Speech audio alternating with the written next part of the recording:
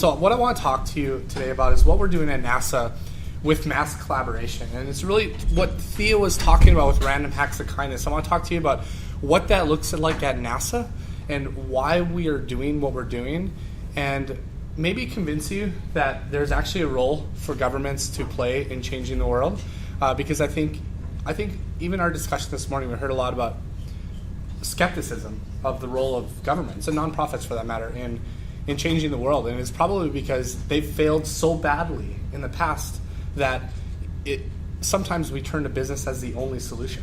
And so I've worked in government 12 years at NASA, and I see it as a huge platform to change the world. There's a lot of potential in government. And what's really even more exciting is that the challenges that we're trying to solve are bigger than NASA could ever do by themselves. They require cooperation with nonprofits, with companies, with citizens around the world who are passionate about making a difference. And so this is what Random Acts of Kindness is all about. And so I call this presentation Pivot, because I think we need to pivot on the way we think about how we collaborate in government and the role of government. So my name is Nick Skytland, as was mentioned, and I lead our Open Innovation Program at NASA. So what I'd like to do is give you a little bit of an idea of what we do within the Open Innovation Program so you understand the context. And I want to talk to you about some specific examples of mass collaborations that we are planning today. Before I do that, 2 quotes. One is this: Theodore Roosevelt, "The government is us, we are the government, you and I." And that's something when I was doing my MBA and I was doing my education that I guess I didn't get the message, because I always thought about the government as being the government. It's this other thing that takes care of all of us and solves big challenges, but it's hard for me to be part of it. And it's really a coincidence that I ended up at NASA in the first place. It's really an anomaly. I mean, the fact that you guys are all more talented than I am.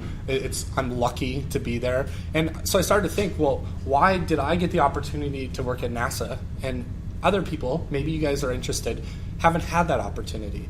And so a lot of what we do is thinking about how to engage people that are talented, that are passionate, that are excited about what NASA's doing in NASA's mission, because there's no reason not to. And I firmly believe that our future depends on innovators who can bring together diverse talents and perspectives to imagine and implement new solutions and ventures. And this is what we do within NASA. So I work in the Open Innovation Program, and we kind of look at our mission as accelerating breakthroughs at NASA by helping other innovators, people who have great ideas at the agency, identify, explore, and apply the emerging opportunities at the edge of business and technology in order to solve our toughest challenges. And so we really focus a lot of our time on articulating those challenges, because oftentimes we don't know what our own challenges are. We have our mission, but we don't see our mission in the context of the global environment. So we also really try to tap into a global community of expertise, and we kind of explore this intersection of open government and digital strategy and technology development and hackathons and what this all means to us. And so we see ourselves as kind of a catalyst for innovation, and we use open government, which is all about accountability and transparency and participation and collaboration in government. It really changing the way government operates. We see openness as kind of a catalyst to the way we work. Because if you think about it, up until recently, there was only a few ways to participate in government. Can you guys name them? You could vote. How else could you participate in government? Lobby. Be elected. Lobby, right? Protest is one of my favorites. One other way that I can think of. Can anyone think of? Huh? Pay somebody. Well, you can. Corruption. Corruption's always a good one. You could work for government. I don't know if you guys ever considered that. So that's what I did. I was like, well, I want to be involved in what NASA's doing. So why don't protesting? Not going to get me too far. I'll probably just get kicked out. Voting, that doesn't really help me within, other than a politician. I don't really want to be an elected official. But being a rocket scientist kind of sounds fun. So why don't I go work for NASA? So when I got there, I realized that there's a lot of assumptions about the way we do business in government. And we kind of set out to challenge those traditional orthodoxies, challenge those beliefs about how government has to function. Because in America, government is a democracy. That's how it started. And a true democracy includes participation by citizens, but for some reason, somewhere along the lines, government became closed and far from participatory. And we started to say, well, why did it become that? Why are we so different than what we were trying to accomplish in the first place? And so we're really just trying to get back to becoming a more democratic government. And the exciting part of the fact that we live today is that we have technology that enables us to actually participate in government in new ways that we could never have dreamed of just 10 years ago. And so I firmly believe that what we need to focus our collective attention on is our toughest challenges. This is why I flew here from the United States and spent 21.5 hours on the plane and countless hours on layovers for this 15-minute talk. Seriously though, I firmly believe that from what I've been told, this is a room full of leaders, future leaders today. You guys are going to have huge impacts on your communities and wherever your companies that you work for. I firmly believe that you should not waste your talent, that you should use your time in your companies to make an impact and to scale your influence. And there's ways to do that don't require you to just chase after money or the highest salary, which I think is, I went through an MBA program, and 95% of my classmates, in my opinion, kind of sold out, and they went for the easy salary to make a lot of money because they had to meet their basic needs of having a Porsche. Mm-hmm. I think we have a responsibility as leaders to really think differently about our role in society. And we heard a lot about that this morning. We saw some amazing presentations this morning about people who are thinking beyond themselves. They're trying to solve the tough challenges. And so the toughest challenges, the ones that I want you to focus on, are the ones that I'm focusing on, are the ones that require the collective attention of us all, because no organization can do them alone, no matter how big you are. NASA can't do them alone. The World Bank can't take them on. Governments themselves, no matter how big they are, can't solve the world problems of hunger and poverty and the water crisis that we have and the electricity crisis. And we're going to go on a tour this afternoon, and we're probably going to see a pretty diverse world. And we see it all the time. And our responsibility is not to ignore that. So we do that at NASA by partnering with other people who are interested in doing this as well. And so we partner with people like Secumuse to unleash human creativity. We try to figure out ways to build platforms to scale participation in government to help accomplish and solve the big challenges. And so my goal simply at NASA is to inspire, incentivize, and equip communities of people who want to make a difference in the world. So we talk a lot about mass collaboration, and someone was saying, well, what is mass collaboration? Well, what it isn't is competition. And I think that there's a lot of focus right now on competitions. And there's this argument that we're all really competitive, and really, if we're going to really incentivize people to change the world, we need to throw out $50,000 or 100,000 euros and offer a prize to develop a technology. And I think that's interesting, but it breeds a solution that I would argue is subpar to a solution that could be developed if we were all thinking about it. It leaves people, if you're in a competition and you're the winner, you're really excited because you just won 100,000 euros. But if you're in second place, you're not too excited. You kind of feel like you failed or your time was useless. But if it's a collaboration, we take the best of all of our talents, and we put them together and we develop a solution that matters. That's why I believe collaboration is where the future is, especially in government. And mass collaboration is what it's all about, is how do we take technology and scale our impact? So all of you have communities that you influence, and you will have more influence as you go through your career. Many of you people will be leading companies that have global reach, and it's going to be a very powerful position. So you need to decide, how are you going to use that position? What are you going to do with that position that changes the world? So I think that we, as government agencies, need to find groups of people, bring them in so we have these diverse perspectives, and then focus that collective energy on developing useful and relevant solutions to some of the world's toughest challenges. So let me give you two examples of what this might look like. The first one is called the International Space Apps Challenge. And so this actually came about, let me take a drink of water so I can talk longer. All right, this came about because we were involved in Random Hacks of Kindness, and I think we've done 7 of them now. We've been able to see the potential of Random Hacks of Kindness. We've had events in, I think, over 400 cities. I don't know, countless solutions have been developed. But what the real value of hackathons like this is the process, is bringing people together. And we saw the value of mass collaboration through ROC, and we wanted to apply that at NASA because we got a lot of pushback at NASA saying, well, why does ROC really matter to NASA? How is it really pushing forward NASA's missions and accomplishing objectives that specifically meet NASA's goals? If you work in an oil company and you wanted to do a mass collaboration, this is the exact same question you're going to get. Well, how is this going to meet our bottom line? How is this going to help the shareholders? So that was the question we were trying to answer within NASA. And so we said, well, it's a really good question, and I am convinced that this is going to work, so let me prove it to you. Let's do a hackathon solely focused on space exploration, and let's see what can happen.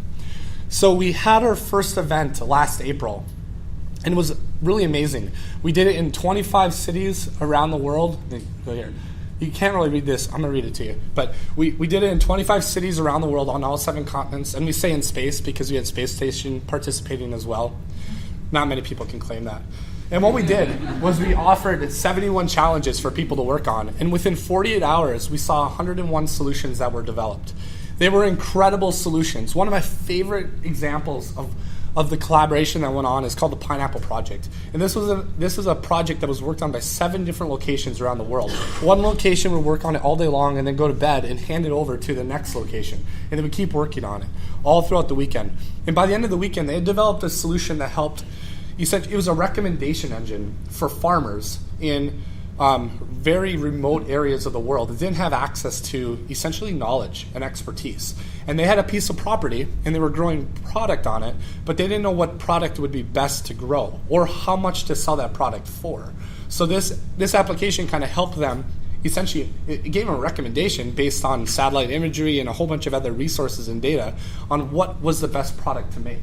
And it took off. World Bank, I think, is interested in doing something with this. It's been worked on at numerous hackathons since. They've written papers about it. It's an amazing example of what can come out of this. I'd like to show you a video really quick, if you can pull that up, of one of the solutions that came out of this. It's one of my favorite videos. We asked all the folks that were nominated for global recognition, there were about 30 of them, to make a 2-minute video that explained their solution. We gave them no guidance at all. And I want to show you just one example of what came out of that, because this is something that I couldn't have paid $50,000 to make. I mean, this is something that people were able to do just because they were talented and passionate. So this is called Strange Desk. Strange Desk is an app for citizen scientists to be on-the-ground support to Earth observation projects happening in space. Projects such as NASA's Earth Observation System and ESA's Living Planet program are dependent on social data sets that help understand changes in the hyperlocal environment and our planet as a connected ecosystem. So how does it work? Take one citizen scientist and give her the Strange Desk app on her phone. She is now part of a worldwide community of Strangenauts, the space program's elite task force of citizen investigators. Our scientist reports on strange and curious things that she discovers. This data is tagged with images, a timestamp, and a geolocation that can be matched with satellite observations. But citizen scientists also have another useful feature. They are relentlessly curious. Strange Desk allows data to be marked especially curious by giving it a sentiment tag. Is the observation odd? Is it an outlier or the weak signals of a bigger trend? Should we be looking for similar data from different locations? The sentiment tag puts an emotional wrapper around data that allows it to cluster in useful ways for researchers. It also allows researchers to identify observers on the ground that they can trust to gather more useful data sets.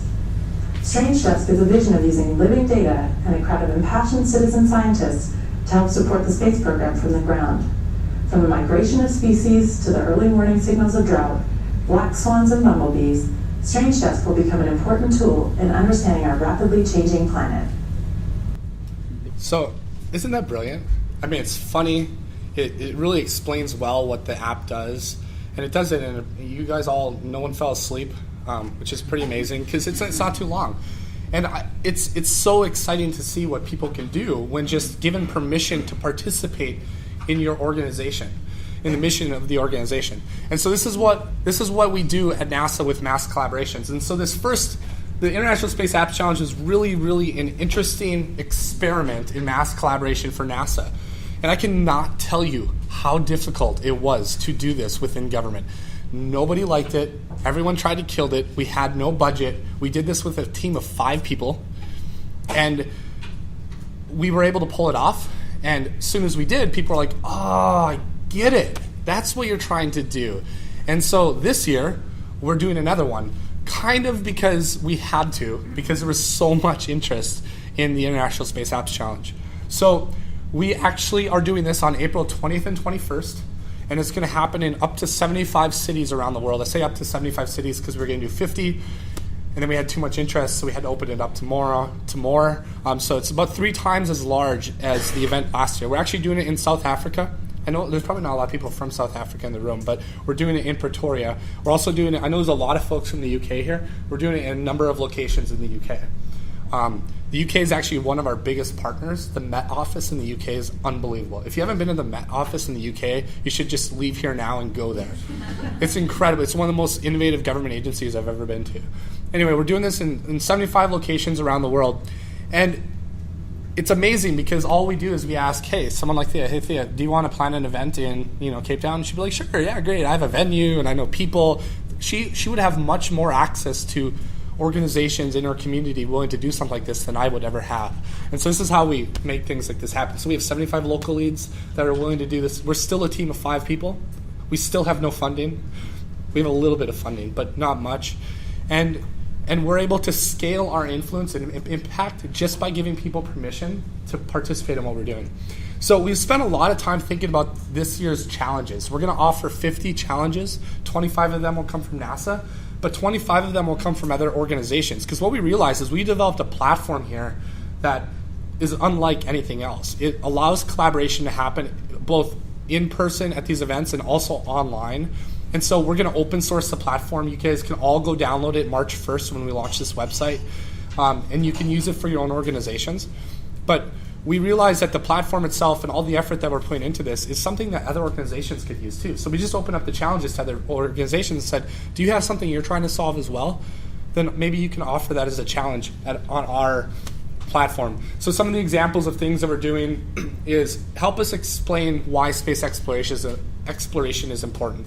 As you know, whenever you're telling people about the vision or the mission of your organization, what you came up with last year probably isn't good enough this year because people want to hear it in a new package. And so this would be a good example for us to use in the future. We can post these videos online and say, this is why NASA is important.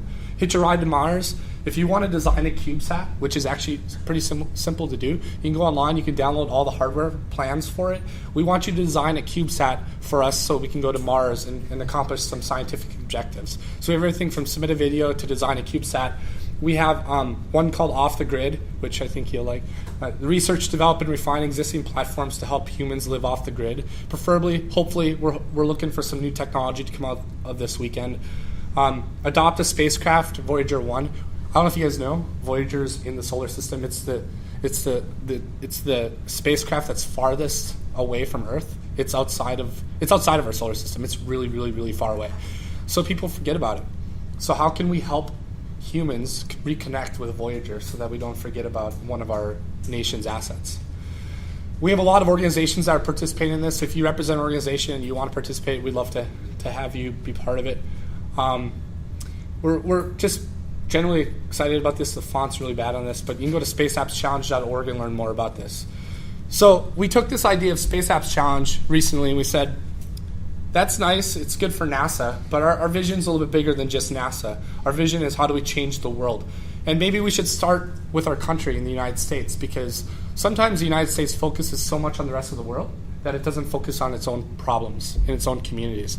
So we asked ourselves, how could we change our communities and the governments that serve them at the local, the state, and the federal levels in the United States?